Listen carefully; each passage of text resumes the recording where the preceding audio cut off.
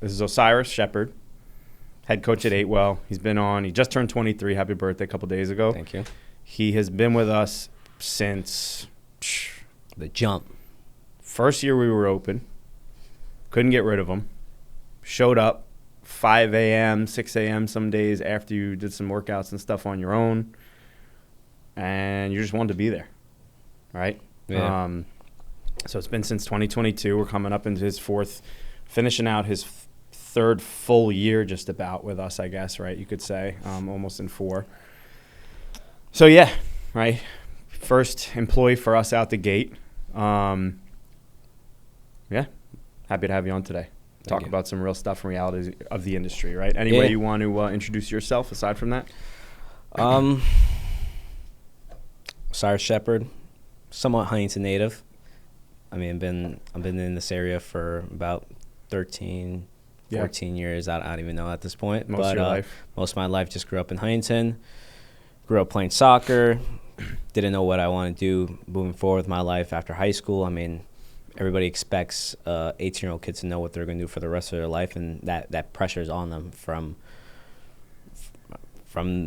9th to 12th grade. Where are you going? What are you going to do? Mm-hmm. What's the rest of your life going to look like? And I never knew. So I was always shifting through gears. At a certain point, I was like, I'm going to be a psychologist. But I ended up in a class with 2 of my best friends, and I didn't get into AP psychology. Thanks a lot, Arnold. Shout out to Arnold, actually, for...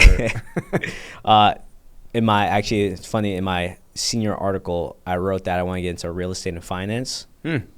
I guess I'm in finance. I mean, I got a good portfolio on Robinhood, but I don't have any real estate yet.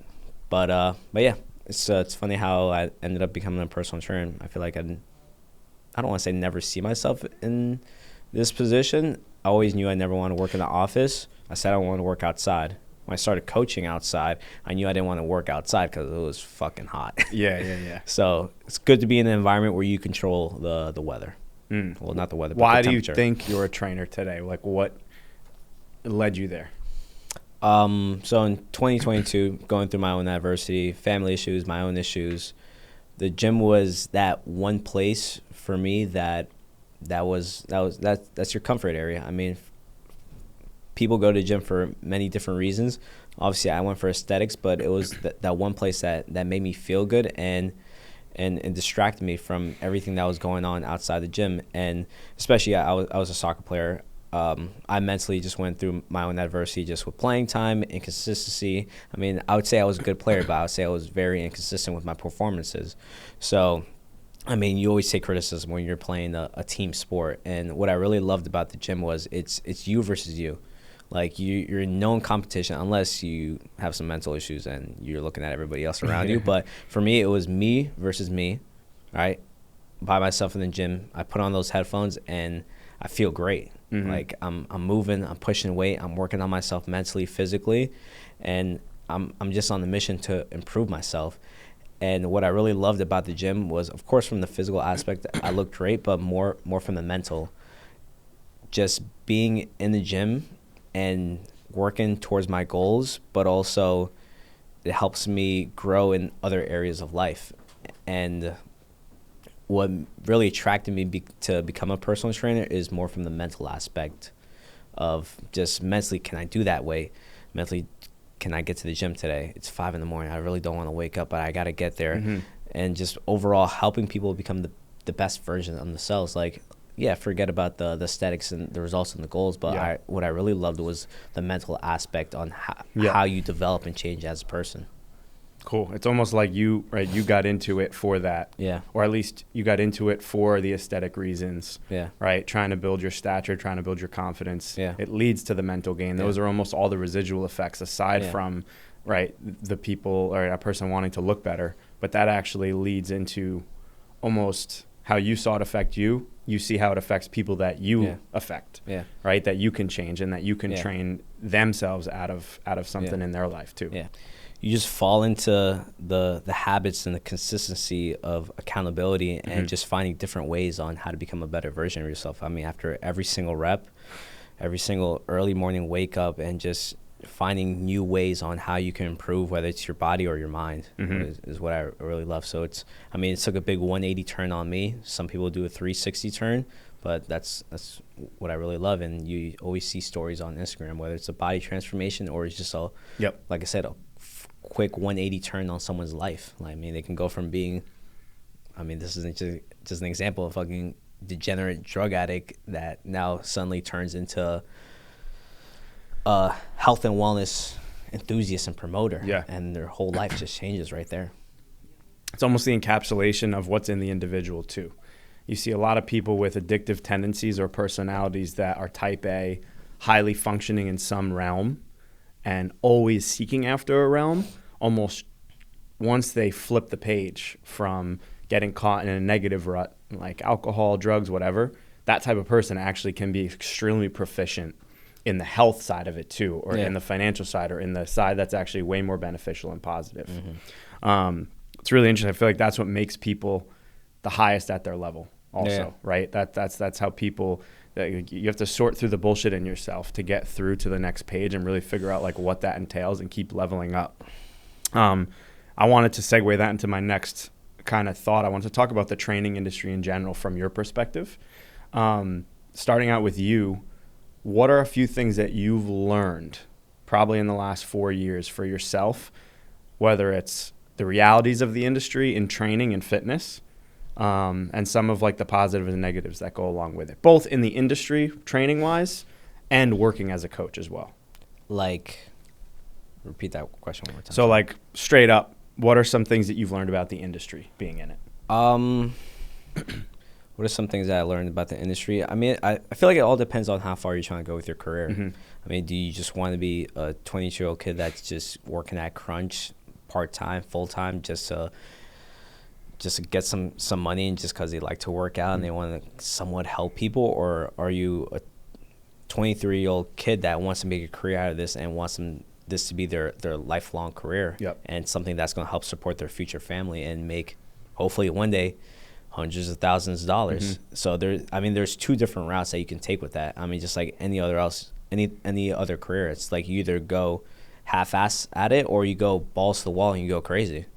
But I believe one thing that I've learned from the fitness industry that I'm pretty sure just relates to everything in general is just how much effort that you put into something. Like I said, someone could be in personal training. They don't put any effort into it. They're not going to make as much money. They're not going to build the connections and relationships and also have the education that they have. But if you're someone that's willing to dedicate all their time, blood, sweat, tears, money, effort into this, you're going to have a great outcome to whatever you do. And that translates to everything that you do in life. If you're going to half-ass something, you're not going to have a great outcome. You're going to have an average outcome. If you go all in into something, there's no doubt in my mind that you're going to be one of the top best trainers or in whatever industry that you're working in. It all just depends on your effort and your consistency. And I believe that's why I've succeeded. I mean, I've showed up for 4 years straight. I put in all the hours, all the effort.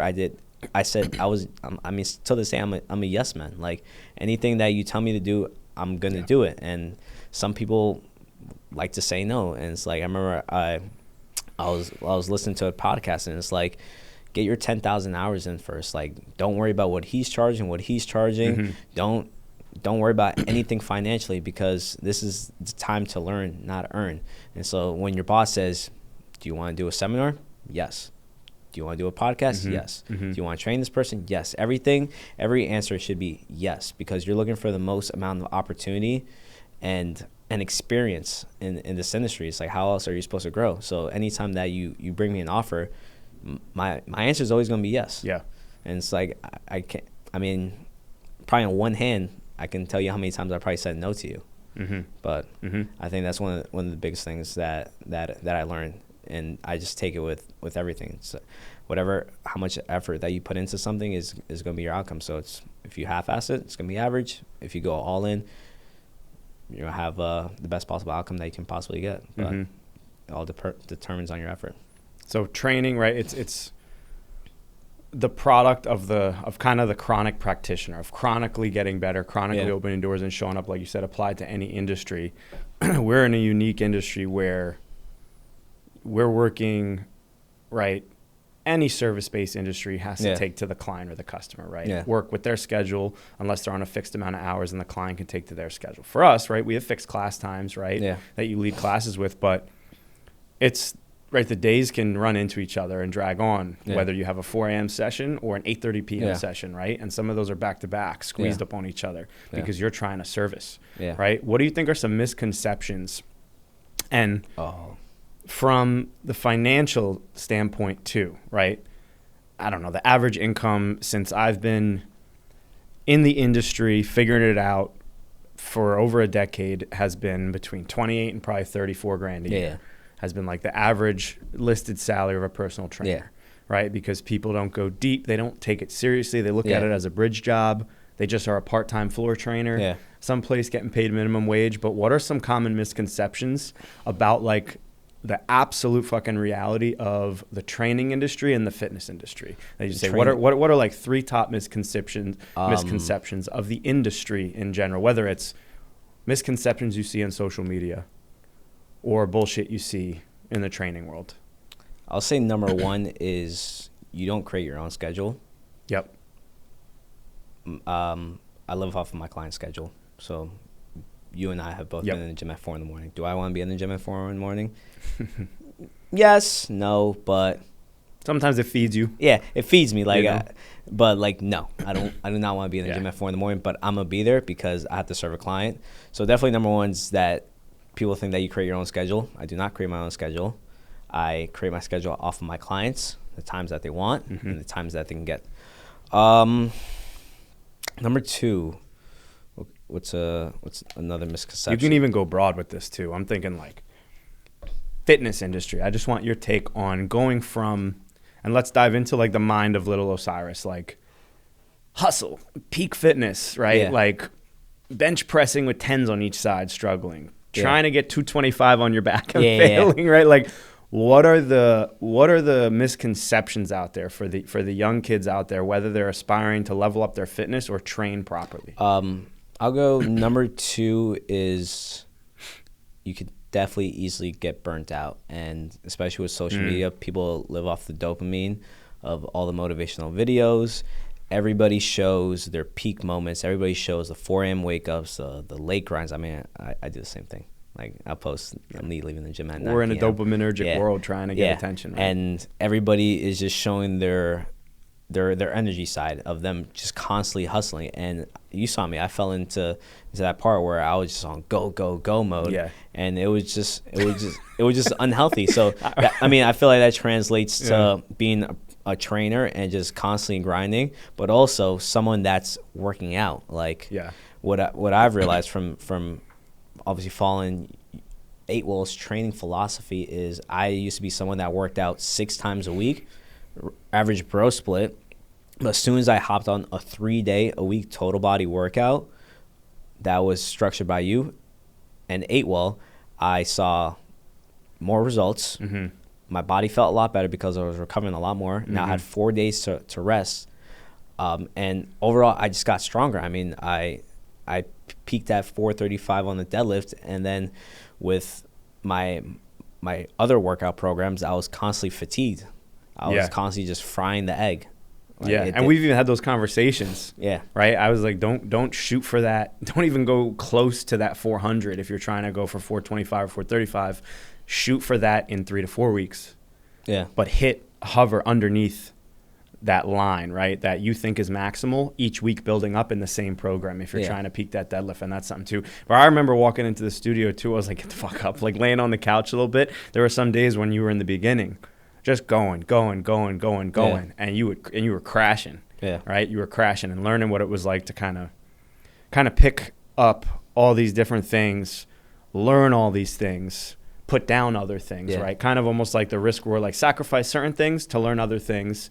You had to put so much time in, but at what cost, right? Were you kind of balancing a client's schedule, your schedule, learning how to sleep properly, right? We even drew out steps to sleep, right? To figure out how to optimize sleep, because you even felt the burnout creep up. And that's something even any mom, dad, anyone that works, does anything, right, should start to kind of be aware of themselves. I was going to say, segue on to what do you think is the third? So you said first thing, I said, right, was you work on your client schedule. There's no freedom of being crazy successful, making dumb money without the real hustle and being pinned in a certain way and living in some type of box, right? You are in the service-based industry, right? Number 2, what was the second concept you just said? Not everything has to be on go. Not everything has to be on go, right? Take the breaks. Find some type of balance for yourself. There's never any balance, but find some type of ebb and flow for yourself, right? And I'll say number 3 is that you have to give more than you get. Yeah. I mean, I'm always constantly, I mean, even for Christmas, I gave every member a free personal training session, complimentary to me, because obviously I appreciate the members, everything they do for us, but also just in general that you had to give, even though people say like your time is worth money, but I've given so many people free personal training sessions. I've given people 15 minutes of my time to help them with whether it's a chronic back pain, shoulder, knee, but just try and provide more value. So a lot of times you have to provide more value than what you're getting back financially. So I think I believe that's one thing that's helped me succeed, especially because the people that I worked with on the side, they see my value. They see that what I can do for them and how I can help them. Now, if I help someone for 15 minutes, they tell a friend, hey, Osi, he helped fix my back. I really think that you should go work with him. He's a great trainer. He's a great kid, and he can really help you and get you stronger. Those small 15 minutes can turn into something more. It can lead into a bigger outcome and pay. But a lot of times people aren't willing to give away their time for free. They see the short-term results. Even for personal training, I mean, I had a kid last week bring his friend, and he said, how much for the session? I said, doesn't matter, just bring him by. Like, why am I going to charge a kid? Why am I going to charge that kid just for one session? I don't know if he's going to stay on with me, but have him come by for free, see if he likes it. And then if he likes it, then boom, that's a package sold right there. But so yeah, the 3, like I said, you don't create your own schedule. You work off your clients. Not everything has to be on go, and provide more than you get. Gotcha. You got to give first, and off that third concept, right? It's you almost don't even realize, and anyone that's trying to gain experience out there to be good at something because they want to just make money, you're actually going to make money slower or get to that financial status much slower or never get there if you're not willing to just be in the dirt and open as many doors as possible and give, right? It's like deliver, like under promise, over deliver is a massive concept, right? Because the less conceptually that you can perspectivize in their mind, that you can give them and make them think you're going to deliver, and then you over deliver, really opens their eyes, right? And that really provides, right? It's like you can order a steak anywhere, but if that fucking thing comes out insane, sizzling, medium rare, how you wanted it, there's an extra whatever taste on it, like that experience, right? The guy cuts it a certain way. That's that whole delivery, and it's the over delivery. They're not just slapping a steak on a plate and handing it to you, especially at a high-end restaurant. Like, what do you expect, and what's the outcome of that going to be, right? To deliver the best, most optimal product ever, and like you said, you actually end up making more money in that sense. You end up getting to the point where you actually want to be and where you started mentally. You want it to be at that point, you get there a little bit faster. Yeah, for sure. Right? So what do you think, this is kind of a unique question, what do you think is something that, going specific to the personal training industry and coaching industry, what do you think is something that is prevalent out there? It's something that you've seen all the time, or you do all the time, but it's something that's rarely mentioned in the reality by other trainers you might see out there on Instagram, other people you might see in conversation. Is there anything or any concept that you think is extremely overvalued but rarely talked about? Rarely talked about. And this might be a thinker for a sec. Take a second if you need. It is a thinker. Because I want to come with these questions we didn't prepare for this, by the way, either. I wanted to kind of come with these questions out the gate and kind of see what he would pull out from from his initial thoughts, because I wanted it to be as unique and unfiltered as possible. Something that you rarely see in the industry. That's rarely mentioned. Or rarely mentioned. Rarely mentioned. That's. I think I'm gonna go to, actually, you actually posted this clip yesterday. Okay. You always see, like, even I actually reacted to this one video that MMP showed me, was this obnoxious kid. He's like, why the fuck are you taking supplements when you can get creatine and this and that from chicken?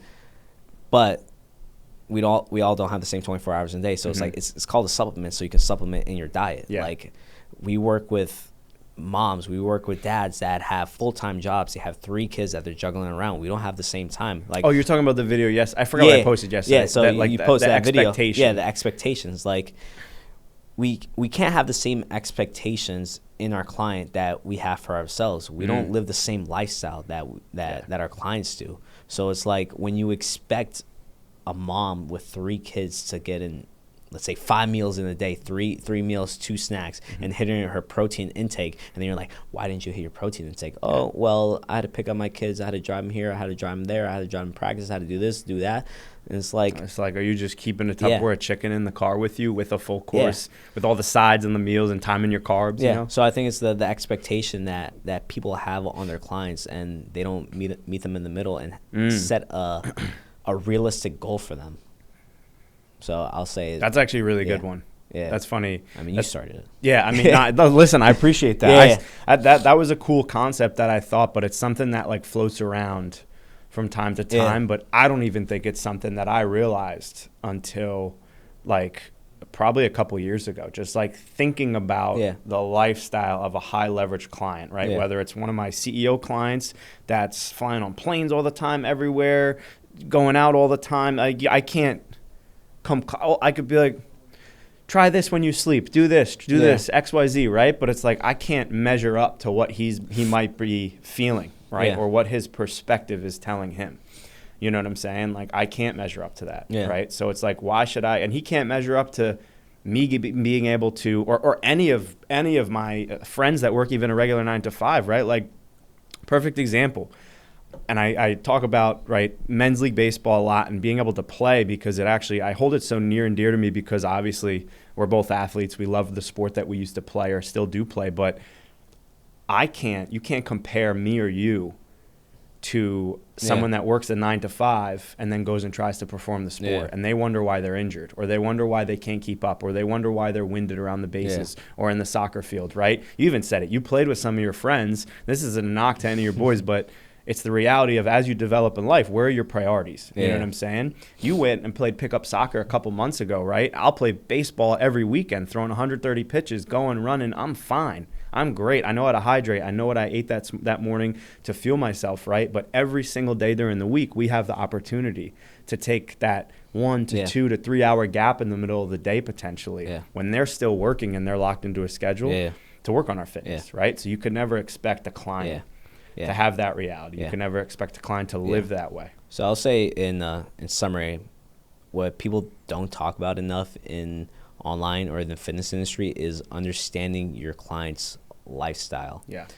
And the client's needs off of that. And that just goes from so many different variables. I mean, we can bring it into training. It's like everybody that comes to the 6 a.m. class, I give so much respect to. Yep. I mean, shout out to everybody in that class that has a kid, has a full-time job, is getting up early. I mean, for example, one of our best guys, Joe Miata. I mean, I was just thinking he has 2 kids, finance job in the city, goes Monday through Thursday, remote on Friday, but still, it's like, and he takes the later train when he leaves us. Yeah, too. I mean, and it's like, imagine it's Tuesday night, you're still in the office. I mean, he's been in there when it's 9 p.m., 12 a.m., 1 a.m., and he's still at that 6 a.m. class. But then it's like, if no one knows what his lifestyle is like, and some dickhead trainers like, go fucking have your Joe, let's go. And it's like, this guy literally just has 4 hours of sleep, and he barely got any sleep because his kids were up all night. Yep. Like, what do you do from that? Like, you need to know what your client's lifestyle is, and you can't expect the same expectation of them. I got 9 hours of sleep. Joe got 4. Do I want to give him that 90-pound dumbbell for the squat, or should I say, today let's take a light. Listen to your body, however it feels. Just go grab that 60, and let's keep it moving. Let's get some good movement for the day. Let's come back stronger on Friday. It's funny, like and that's something I've started to learn, especially the approach that we take at 8well is asking questions. To push the shit out of some clients in the beginning. Depends who it was, but just like asking those questions, like I actually with the new woman that we had, and we're just going through. I gave her a compliment in private, just like get her know her better. She had some type of issues going on, but I was like, it's funny because at any other gym that's kind of younger of age, you can get away with a lot of shit. Like for a 20-year-old kid, like, man, I don't give a fuck if you slept 4 hours. Let's go hit this shit. Like, I don't want to say it's acceptable, but it can slide a little bit more at those younger, higher energy gyms because everybody's running off endorphins. Everybody's young. Everybody looks good. Everybody's grinding there. You're trying to push it. Yeah, you're trying to push them. You're trying to crank. But I say, like, at 8well, it's like, how you feeling? It's a long-term approach. Yeah, it's a long-term approach, and I don't have a problem. But it's like you ask those questions, like, how you feeling? Did you sleep? Did you eat before you came to the gym? Did you hydrate? Did you only have coffee? Sometimes ask, are you on your menstrual cycle? All those questions that tries to relate on how the person's feeling in the workout, and how am I going to what's the next approach I'm going to take? Am I going to crush that person with this weight? Yeah. Or am I going to step back a little bit and be like, okay, let's just get a nice movement day in for today because we're looking for micro momentum. Not everything has to happen right now. If we're in this for the long term and the consistency, this day, I don't want to say it doesn't matter, but we're still building off of other days, and that's what's going to build the long term goal. I like that word, micro momentum. Right, it's like that small increment culmination of, right, you're moving slow, but moving in the long term, or you're moving fast in the micro, but building slow in the long term, right? And I was almost going to say too, on the contrary, like we have, sometimes we get a unique subset of people in the gym where we have a couple people that used to be a former athlete, right? We have a couple former Division I athletes that just got busted in the weight room when they were in college, went ham all the time. And sometimes those people don't know how to constructively get back to lift for themselves. We've had people where you and I both have had to dial people back sometimes. Yeah. Or like, hold on, like you're literally not going to be able to walk for 4 days after this. I know that you can do it, and we have some go-getters. It's like our job to dial them back when they don't feel like it, or meeting them where they're at, right? Definitely load management is huge in the fitness industry, and just understanding people's bodies. Yeah. Like even some days, like I don't feel great, and like in my head I'm calling myself a bitch, and I'm like, let's go. But then it's like, okay, it's okay if I don't go as heavy as I did last week, because I'm in this for the long-term approach. And when everything's all said and done, I'm gonna be where I want to be. Yeah. But yeah, motherfucker, I watched you roll out on the turf 45 minutes like 3 days in a row because you procrastinated doing a workout. Micro momentum. Next topic. Last thing I want to reference, something I saw this morning, was a pretty good concept. It was more for like the entrepreneur and compiling work, but I think it applies everywhere. There's a cool piece of a video that said work, work, work, work, work. And the product sometimes is just mental. Yeah. Right? It's just a little bit of mental momentum, right? And the concept of micro momentum. Yeah. Right? Like, you're not going to lose the 20, 30 pounds. You're not going to bench press 100 more pounds, right, in that first day or week or even month, or even 6 months potentially, right? But it's like that work, show up, show up, show up, show up, show up, show up. 12 classes down. Okay, mentally, you're feeling good now. Your pant size might be the same. You sweat a little bit. You know how to execute the exercises more, right? You're feeling yourself, but then you keep pushing, Now you look at 6 months, a year, 12 months. We have damn near, a dozen, 24 members that have been with us for 2+, 3+ years, And you can see just like they live it now. right? That wasn't who they were, but that is who they are now. That's a really unique part of the industry, I think, and being able to meet a client where they're at is huge. Yeah. Had some straightforward questions here. We're going to continue with some points here. So there's going to be four questions. Okay. Each of them are going to be, I want you to come up with 2 things for each. Okay. So I wanted to say, for you, in a general sense, and this could be like a direct concept here, what are 2 top things that make a great coach? What do you think are the 2 top things? There's 100 things that make a great coach. But if there was young Osiris standing in front of you today, what are 2 top things that make a great coach if you had to present that? 2 top things. My first one is going to be communication and relationship with the client. I always preach this. It's actually one of the first podcasts I ever listened to on how to become a great coach. The number 1 was your relationship with your client. And I tell this to everybody, even the members, even when the new coach comes in. Everything is all about relationship and the relationship that you have with your clients. I have one of the best relationships with almost every member in the AWOL studio. If a new coach comes in, hypothetically, if they are better than me, the member is still going to think that I'm the best coach because of the relationship. Because you're putting in that work relationship-wise. Because of the relationship that I have with the person. Mm-hmm. When you're a kid, you're always going to think that your dad's the best dad because that's your father. That's the person that raised you. So I usually like to use that analogy, that your son is always going to think that you're Superman, you're the strongest person ever, and you're the best dad because of the relationship. And that's the analogy I use when it comes to member to trainer relationship. And number 2, of course, it's always experience and education that you have. So my 2, relationship, communication with a client, and experience and education. You're a dad to all these clients, I guess. In an accountability sense, I think, right? In a communication, like facilitating a nice household in the gym, right? Like you're the caregiver, the housekeeper in there, right? I think a cool concept that I thought about was thinking about a gym, right? What's the difference between gyms that might be successful versus not? And it's communication or environment, right? You might go into a gym of extremely amazing, kinesiology, exercise, physicists, all these crazy educated people that have crazy knowledge, the best programming, the best equipment, but they're dry and they suck at communicating, right? But you go to another gym where the coaches might not even be that great, but they're all bubbly personalities. They talk, they have fun.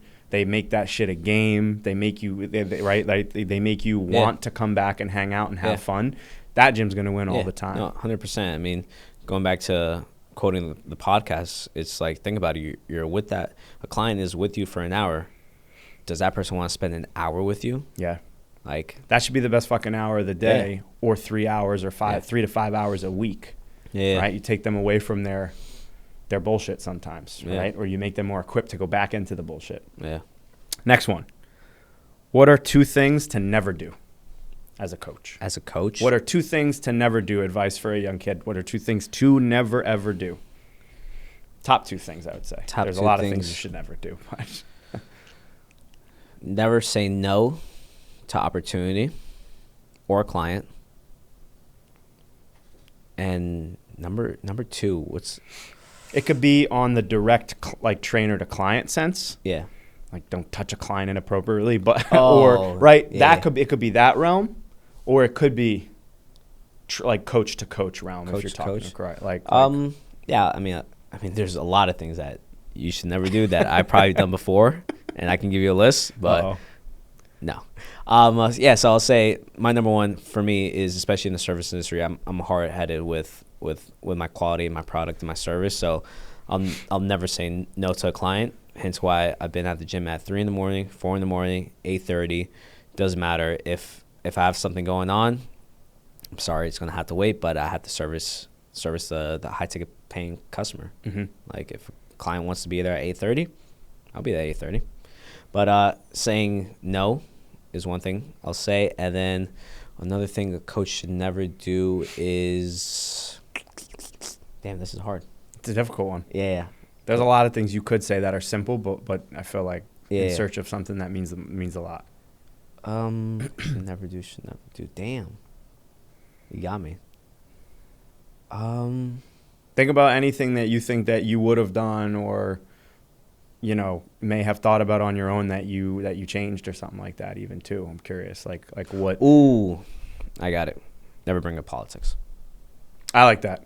Never, I like that. Never, especially in never today's bring up world. politics. Especially in Never. today's world, you never know people's stance. Ooh, so that's actually good. But that's also like never bring up controversial topics in general, I think too, right? So that was actually one of my first seminars with Gunnar Peterson and 3 other great guys. He made that comment, whereas never bring up politics, never bring up religion. So I'll say, if you're a trainer, take every opportunity that you can get, whether it's taking a client, doing a seminar, whatever is going to increase your knowledge or increase your, your experience, and never bring up politics. Yeah. Right. And I want to make a statement here too. Like,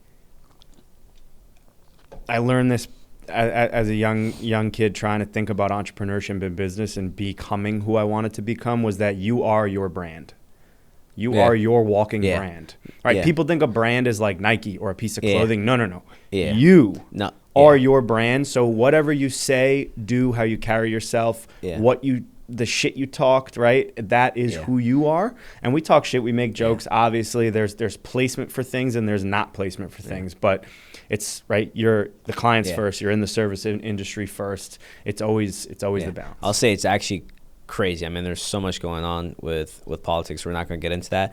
But one thing that is crazy, when I see a business owner just post so much about it, and I'm like, it turns me off so much. Where like I won't say anything, but I'll just silently just unfollow the person, because like I don't care who you're supporting, left or right, but it's like, that's just embarrassing. Like you're posting all of this. Yeah. And like you're basically saying that that's more important than your livelihood and your brand. Like none of that is ever worth it. Like just talk about it around people that you're comfortable with or that are close with you, but just throw it out there on social media and just like not ruin your reputation, but just stop you from working with certain people that have hard beliefs on politics. Like it's just something I never do. Yeah. So that was two things never do. Never say no, and never bring up politics / like controversial topics, right? Wherever the stance is for you or the client. I got 2 more questions left. What are 2 things that you would tell an aspiring coach? What are 2 big pieces of advice that you would give to an aspiring coach? Same thing. Picture yourself again. Yeah, I mean, if it's 19-year-old Osiris sitting right next to me, I'll say take every single opportunity that you can get. I mean, I'm grateful for everybody that I've connected with in the industry. I'm grateful for every single opportunity. And one thing that made me succeed is that I took it and I didn't look back. I went all in on 8well because I saw the opportunity that I have, and I come from a family that doesn't have a lot of opportunity. I don't have a family that comes with a lot of connections, like how some people might have it. So it's like I created this one connection. I saw the vision in the business. I saw where I was and where I stand. I'm the first trainer to ever work at 8well. What could my position look like in the next 10 years? So whatever opportunity you get, go all in on it. Go hard. Go crazy. And then the second one is just continue to educate yourself and try to get as much experience as possible in this industry. Don't worry about the money. Don't worry about what he's charging, how much you think you earn, how much you think you deserve. Because in reality, you don't really deserve a lot. You're a first-year trainer. You're a second-year trainer. Worry about all the experience that you can get. And later on, everything will fall in line and the money will come at some point. Yeah, I like that. You can name your price after you kind of put it into perspective and build your brand and put that into play. Next question was, what are 2 things you would tell your 19-year-old self? So that kind of segued in. But I wanted to swap it and say, this is a totally different note. What are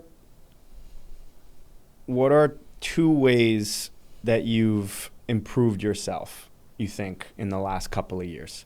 Like, what are two major ways that you've improved yourself? Learning how to build business, being in an industry that's very, very social or service-based. What are two changes either within yourself or things that you think that you've done differently or pulled out about yourself that you've changed? The two things that have changed me drastically in my life is I surrounded myself with great people that had more experience than me, that had better intentions than me, and were well more educated. Mm-hmm. I mean, hanging out with you and Tyler for almost 12 hours a day for the first 2 years at 8well, I mean, that changed my whole life. I mean, we're just not talking about training. We're talking about we're talking about finance. Yeah. We're talking about business. We're talking about different areas in life on how you can improve. I mean, tell 19-year-old Osiris that he's finding ways on working with tax strategies on his brand new car, on his health insurance. He has an LLC. He has a great credit score. Mm-hmm. He has a great investing portfolio. I mean, different areas in life other than training. I wouldn't know all those things unless I surround myself with good people. And then the second one is staying consistent with what you're with what you're doing. I mean, that goes back to showing up. Is if I decide only to show up for 4 hours and just shadow the classes, I wouldn't be able to have all those conversations that I would have with people. I mean, the consistent repetitions, the consistent conversations. Like I tell anybody that comes to AWOL, like, I swear to God, shadowing was one of the most boring things ever for like the first year, because I didn't have any relationship with people, and you guys would be communicating with all the members. I'm like, damn, man, I kind of feel left out. But it's those small moments that happen that you need to be there every single day for it to happen. Yeah. Like 9 classes out of 10 could be so boring, but that one is where you learn everything. Mm-hmm. So it's surrounding yourself with good people and staying consistent with what you're doing. I like that. It's almost like it's grueling, right? Sometimes Yeah. I remember we sat down that first day to go through some education and almost start interning you, right? It was my first real experience trying to formally do it for the business too, to have you come on and play an integral role. And I remember sitting there and drawing out how I look at the body and the human anatomy and how I pick it apart from posterior, anterior, right, shoulders, rib cage, hips. And then we sat there and you were like, I don't know. I was falling asleep. You was just tired. Like, I don't know. Like, I don't even know, like, what to ask or say or where to start. Yeah. Right? And it's just like you just jumped into the ocean. Yeah. You know, and it's like, okay, go find a dolphin. And it's like, well, I don't know what the hell direction to swim in and like what do I have to do to get a dolphin and how, you know, like random analogy, but like that's almost literally, it's as random as that. It's like you immerse yourself and it's like, well, what does it actually take to be a great coach? Yeah. Know as fucking much as you can know, and then know even more of what you don't know so that you can continually keep going down all those different verticals to pick up, right? And think about just like simple learning a way to shift a hip to one side to you know, to create change in someone's body, to be able to apply that to how they're deadlifting. And it's like, well, how the hell does that even happen? You know, where do we go? And it's taught me a lot. Right? I think you've taught me a lot in that sense, and in me trying to process where all this stuff comes from, how to piece it together, and like what that new trainer or coach is going through. Right. And then like at the next level, even at the level you're at now, like what are you going through? Where is your role? Where are we, you know, as a role in business together with all the stuff that we have going on and all the stuff that we're trying to do? Yeah. It's a really unique thing, I have to say, because a lot of people, like you said, right, they start training for different reasons. Mm-hmm. They get into fitness for different reasons. You wanted to become a trainer. I was always passionate about fitness, passionate about my own physical fitness, build up, trying to look a different way, be a different athlete, be stronger, right? The ego of becoming a man. But it almost just segues into like, to really be top notch and to be some person that is going to be successful in whatever industry they're in, you have to piece all these different things together, right? I appreciate you for saying that with, you know, sitting down with us and learning because like, it's not one laned.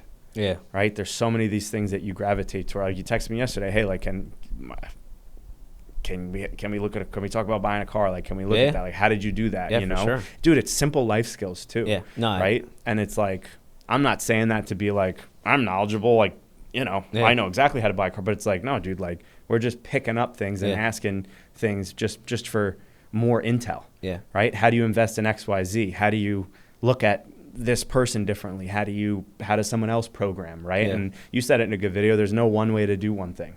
Right. Mm-hmm. There's no one way to program. But that carries on in life, right? Like you've learned investing, you've taken losses and you've had wins. You've learned training, you've taken losses and you've had wins. You've learned, you know, cars. Yeah. You've taken losses. Your car didn't turn on 2 mornings ago and, you know, now yesterday. You're hopefully going to have yesterday. Yeah, it felt like 3 days ago. Now you're going to have a win. Yeah. Right? Yeah, for sure. I mean, AWOL's built me to the man that I am today, and I give credit to TJ and Tyler for that. I mean, I just didn't learn training here. I mean, helped me open my first LLC, credit card, Roth IRA, leasing a car, and the list goes on. Life skills. Basic life skills, tax strategies, and it can go, the list goes on and on and on. And those wouldn't be things I would know to this day if I didn't step foot into AWOL, because they don't teach you that shit in high school. They don't really teach you in college unless you take certain classes. And from the background that I come from, my family doesn't know that either. So, yeah. And I feel like even just in business too, a lot of people, right? Whether you're lower class, middle class, even some upper class, like there's so many resources out there today. Yeah. Social media can be a detriment or it can be a huge help. Yeah. Right? Whatever you consume is what you become. Yeah. Right? So it's like you're never stuck in whatever realm. There's questions or things that I can say that my parents don't know. There's things that my parents know that I don't know. Yeah. Right? But there's always something out there that you can figure out next or learn next. But it's like open the door and get to it for yourself. It's like you want. I mean, like, I can sound egotistically, but a lot of times, like I used to say, if someone wants to be rich and they aren't, then they don't really want to be rich. They want the lifestyle. Yeah. They want the car. They want the clothes. They want the house, but they don't have the determination to work for the process. Like, I love the process. I love working hard. I love all this, but people they want the materialistic thing. They're not invested, and they're not determined to. It's also all that they consume too. They take the long-term growth, but we live in a time where I don't want to say it's so easy to make money, but there's so much opportunity. ChatGPT, YouTube, Instagram, so many people are sharing so much information. I mean, it's like, tell 19-year-old Osiris that he made $5,000 in one day. It's like, what the fuck? Yeah. How'd you do that? Yeah. I just did some option calls. yeah. Right, but it's like, okay, that's like something that's like maybe not, we wouldn't recommend it, but it's you got into it. But right? But it's like you got into it, you tried it, you saw other people succeeding. Yeah. You saw the flashy stuff maybe at first. Then you're like, oh shit, wait, how do we actually do this? Yeah. What do we actually get into this for? Like, what does this actually take? Right? It's a cool skill. It's a different skill. It's a different way to look at money, investment, stocks, right? That's an interesting, just like simple example. Yeah, but there's so much opportunity. Yeah, I like that. Cool. Opportunity. What's next? What is next? What's the next question? There's no more questions. There's no more questions? That's it. Damn. I was gonna ask you, where do you see yourself? What's next for you? Where do I see myself next? In what time period? Let's say, where do you see yourself? Let's go with this. What's a big goal you have? You would say is like your next big goal.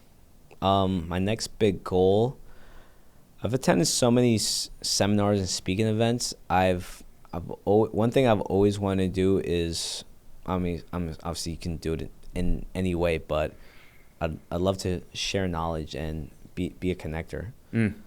I mean, I got the opportunity to lead a professional development session at NC State, and that's one thing I've always wanted to do. I've always admired people that stepped on stage and shared their knowledge, shared their story, and shared explained how they helped others, and also how they can help others achieve the goals that they have.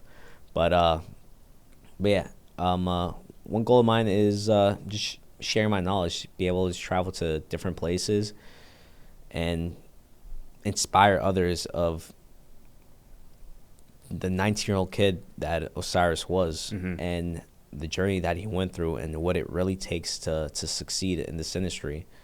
Tell him about all my losses, all my wins, all my best moments, all my worst moments, and how they can move forward in this industry. Cool. But I've always wanted to speak live at events. Yeah. I mean, I've been to so many events where I've seen so many speakers, and it's something that I admire. It's really cool. Was that something? When did you find that urge? I'm curious. When did you find that urge to speak? Was that something like, even when you were younger, you wanted to figure out how, or no? It was just more so you were there. I always hated presenting. I think it was. I'm pretty sure I probably for my first seminar. Gotcha. Okay, you just saw how it affected you and the energy. Like every time I leave from a seminar, I just get this energy where I feel like I'm the best. I feel great. It energizes your. It feeds me. But overall, I just admire it, that just having the opportunity to share your knowledge to other people, and also maybe or maybe not get paid for it. But obviously, you can share your knowledge on social media. But I feel like there's it's different when you're hosting your own event, or someone sees the value in you, where they're like, hey, can you come down to NC State and lead a professional development session for 20 of my trainers? Yeah, discuss a couple topics, lead them through a workout, maybe a little hands-on workshop. I mean, that's how you know that you have great value in your industry, in your career, and you have something that people want to listen to and hear. So, in my opinion, it just shows that I have value, and other people want to hear it. Other people want that knowledge to be spread. But yeah, I like that. Cool. Not even giving back, more so just continuing. Yeah. And furthering, right? Like for the people that might just be on the cusp of figuring out what they want to do, right? And just being able to give your 2 cents. Yeah. Right. It's cool. Yeah. And it always just fires me up just talking about these conversations, just about self-development growth, career growth, and just the approaches that someone needs to take to rise above all. Cool. One new question popped in my head too to cap this podcast off. We talked about the hustle, the development, everything, then the in-betweens of training, the hours of the day, the commitment to the client. What are a couple things that you do? Like, give me 2 things that you do for yourself in your free time that you enjoy, that to kind of let loose and tone down, or just have some free time on a Saturday from in between weeks, right? You've been hustling, you've been grinding, you put in 50, 60, 70 hours maybe on odds and ends. What are 2 things that you like to do for fun, to chill? Hanging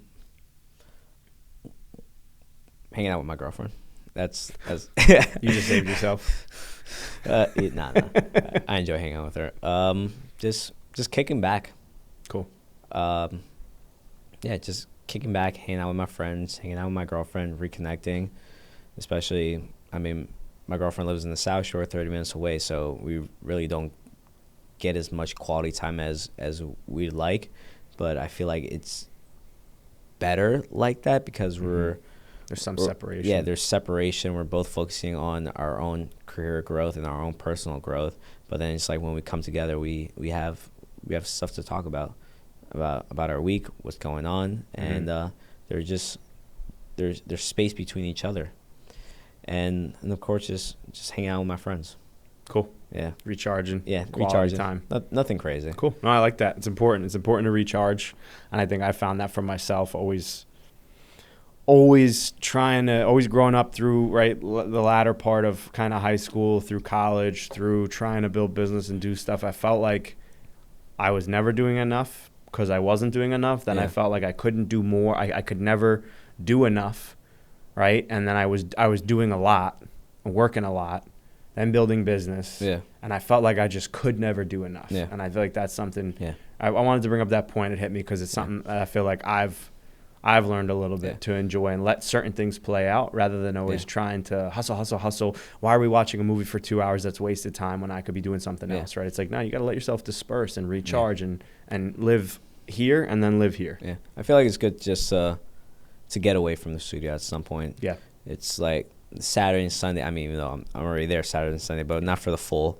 hours I usually work Monday through Friday. But just being able to have the opportunity to get away from the studio, it makes me itch more to get back. Yeah. Like even when I go on vacation, like I'm away for 4 or 5 days. I'm coming up. I'm gonna be away for 10 days.